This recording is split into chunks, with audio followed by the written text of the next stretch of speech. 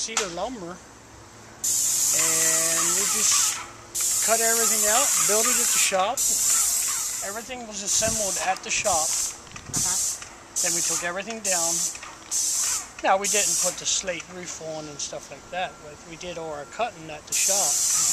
Brought it back down, put it on the trailer. We're putting the cross and the copper top on top of the cupola yet.